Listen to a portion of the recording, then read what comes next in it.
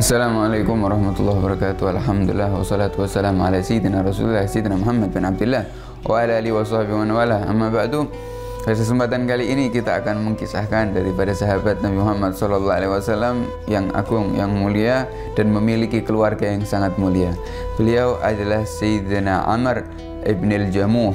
Sayyidina Amr bin Jamuh adalah salah satu ketua dan pemimpin daripada orang-orang yang ada di negeri Yathrib atau di kota Madinah sebelum Nabi Muhammad SAW berhijrah.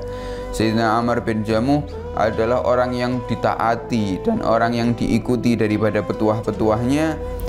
Dan Sayyidina Amr bin Jamuh, beliau memiliki berhala yang dirawat mulai daripada beliau masih muda. Nama dan diberi nama berhala tersebut namanya Manah. Dijaga, dirawat mulai dari kecil. Dan kita tahu bahwasanya Amr bin Jamuh ini ketika Rasulullah SAW diutus oleh Allah Subhanahu Wa Taala dan mengirimkan utusannya untuk ke negeri Yathrib, yaitu Mus'ab bin Umair. Ketika itu Amr bin Jamuh sudah memasuki usia tuanya, yang mana usianya sudah mencapai 60 tahun. Akan tetapi ketika Sayyidina Mus'ab bin Umair datang ke kota Yathrib, ke kota Madinah sebelum Nabi Muhammad hijrah, berdakwah, ketika itu seluruh daripada keluarganya Amr bin Jamuh masuk Islam semuanya. Masuk Islam, anak-anaknya semua masuk Islam, istrinya pun juga masuk Islam. Akan tetapi masuk Islamnya tanpa diketahui ayahnya Sayyidina Amr bin Jamuh. Sehingga istrinya ini yang bernama Hindun merasa kasihan kepada suaminya, bahwasanya ditakutkan kalau suaminya ini meninggal dunia karena sudah tua, akhirnya meninggal dunia dalam keadaan su'ul khatimah, dalam keadaan musyrik, tidak bisa merasakan nikmatnya iman dan Islam. Akan tetapi istrinya juga takut kalau memberikan kabar tentang keislamannya dan keimanannya akan membuat orang tua tersebut marah, sehingga istrinya memiliki cara agar Sayyidina Amr bin Jamuh ini mau mendengarkan apa yang dibawa oleh Sayyidina Mus'ab bin Umair. Maka ketika itu Sayyidina Amr bin Jamuh mengatakan kepada istrinya, jangan, hati-hati, jangan sampai anak-anak kita ini mengikuti daripada Mus'ab bin Umair atau ajaran yang dibawa oleh Muhammad. Karena ajaran yang dibawa oleh Muhammad ini menjauhkan kita daripada Tuhan-Tuhan kita, menjauhkan kita daripada berhala-berhala kita yang sudah kita rawat mulai daripada kita masih muda. Maka istrinya mengatakan bahwasannya, apakah kau tidak mau mendengarkan sesuatu yang telah didengarkan oleh putra-putra kita daripada Mus'ab bin Umair? Maka Amr bin Jamuh mengatakan, waihak, apakah anak-anak kita sudah masuk Islam di tangan Mus'ab bin Umair? Kata istrinya, enggak, bukan seperti itu. Tapi salah satu daripada anak kita yang bernama Mu'ad ini pernah duduk sama Mus'ab bin Umair dan mendengarkan daripada apa yang dibawa oleh Mus'ab bin Umair. Mungkin kau bisa mengetahui daripada apa yang dibawa Mus'ab bin Umair daripada anak kita yang bernama Mu'ad. Maka Amr bin Jamuh memanggil daripada putranya yang bernama Mu'ad, wahai Mu'ad, tolong dengarkan kepadaku apa yang kamu dengarkan ketika kamu duduk bersama Mus'ab bin Umair. Maka Sayyidina Mu'ad, anak daripada putra daripada Amr bin al-Jamuh, mengatakan, aku mendengar daripada Mus'ab bin Umair salah satu ayat daripada Al-Quran yang diturunkan kepada Nabi Muhammad, yaitu a'udzubillahi minasyaitonirrajim, bismillahirrahmanirrahim, alhamdulillahirabbil alamin, arrahmanirrahim, maliki yaumiddin, dibacakan di situ surat Al-Fatihah secara sempurna. Maka Sayyidina Amr bin Jamuh mengatakan, ma ahsana hadzal kalam wa ajmaluhu, sungguh indah kata-kata ini dan sungguh nikmat untuk didengar. Apakah perkataan Muhammad ini semuanya seperti ini?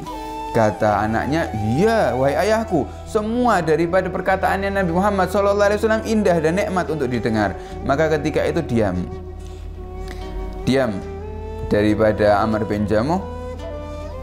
Dan seketika ditanya oleh putranya, apakah kamu mau mengikuti daripada ajaran Mus'ab bin Umair atau ajaran yang dibawa oleh Nabi Muhammad SAW? Maka ketika diajak seperti itu, Sayyidina Amr bin Jamuh diam dulu, mengatakan, aku tidak akan mengerjakan sesuatu sebelum aku bermusyawarah dengan berhalaku yang bernama Manah. Padahal anaknya mengatakan, wahai ayahku, berhalamu yang bernama Manah itu terbuat dari kayu dan dia bisu, dia tuli, dia tidak akan bisa menjawab apa pertanyaanmu dan tidak akan bisa membantu daripada musibahmu. Maka tetap ayahnya sudah mengatakan, aku tidak akan melakukan sesuatu sebelum mendapatkan ridho daripada berhalaku. Maka ketika itu berdiri Amr bin Jamuh ini kepada berhalanya yang bernama Manah, kemudian menghiasinya dan ingin berkomunikasi dengan berhalanya. Padahal kita sudah tahu berhala tidak bisa berbicara. Dan ketika itu di zaman tersebut, kalau ingin berbicara dengan berhala, ketika itu mendatangkan seorang wanita tua yang berdiri di belakang berhala, agar ketika berbicara dengan berhalanya yang menjawab nanti wanita tua tersebut. Seraya mereka ini meyakini bahwasanya arwah daripada berhala tersebut masuk kepada wanita tua tersebut, sehingga wanita tua menjawab dengan sesuatu yang diinginkan oleh berhalanya. Ketika dilakukan seperti itu, wanita tua tidak jawab apa-apa. Dilakukan seperti itu, dibawa wanita tua ke belakang daripada Manah. Kemudian Sayyidina Amr bin Jamuh ketika itu berkomunikasi dengan berhalanya, akan tapi tidak mendapatkan jawaban apapun. Ketika tidak menjawabkan jawaban apapun, Sayyidina Amr bin Jamuh mengatakan, mungkin kau masih marah. Ya sudah, besok aja aku mau ngobrol sama kamu lagi. Ditinggal tidur. Ketika tidur, Sayyidina Amr bin Jamuh ini putranya yang bernama Mu'ad mengatakan kepada saudara-saudaranya, gimana kalau kita bawa daripada Manah ini kita lempar ke selokan, biar ayah kita sadar bahwasanya memang benar berhala ini tidak bisa apa-apa. Kata saudaranya, wah itu ide yang bagus. Maka diambil pada malam hari, diam-diam ya, berhalanya tersebut yang bernama Manah dilempar ke selokan yang dimana di situ orang-orang Yathrib membuang kotorannya di situ.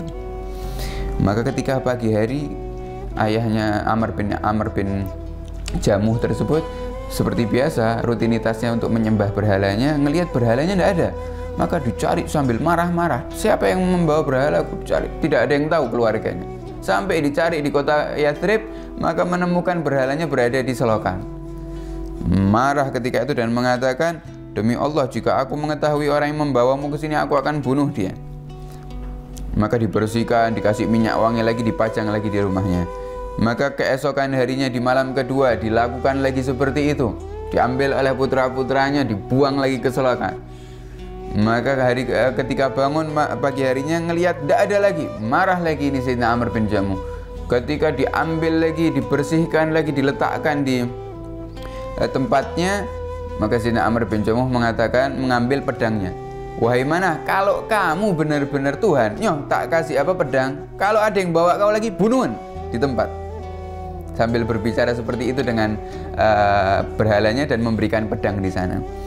Maka pada malam hari yang ketiga, putra-putranya membawa lagi berhalanya, diletakkan di tempat yang sama, ditambahi ketika itu bangkai daripada anjing, dan pedangnya diletakkan di sebelah berhala tersebut.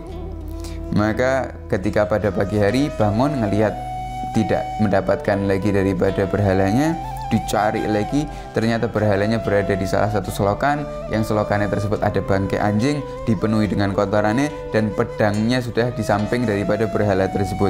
Seraya mengatakan, wallah, demi Allah, kalau kau ini benar-benar Tuhan, kau tidak mungkin ada di satu tempat sama bangkai anjing. Kalau kau benar-benar Tuhan, kau bisa menjaga dirimu sendiri. Tidak mungkin, kau ini bukan Tuhan. Akhirnya dia diberikan oleh Allah Subhanahu wa Ta'ala hidayah dengan semangat daripada putra-putranya tersebut, sehingga tidak mendapatkan beberapa waktu setelah kejadian tersebut kecuali Sayyidina Amr bin Jamuh merasakan kelezatan iman bersama putra-putranya dan keluarganya dan memeluk agamanya Nabi Muhammad SAW. Dan setelah masuk Islam bersama Nabi Muhammad, beliau termasuk sahabat yang berpegang teguh dengan agama Nabi Muhammad SAW dan senantiasa membaca daripada Al-Quranul Karim. Semoga yang sedikit tadi bisa bermanfaat untuk kita. Amin ya rabbal alamin. Wassalamualaikum warahmatullahi wabarakatuh.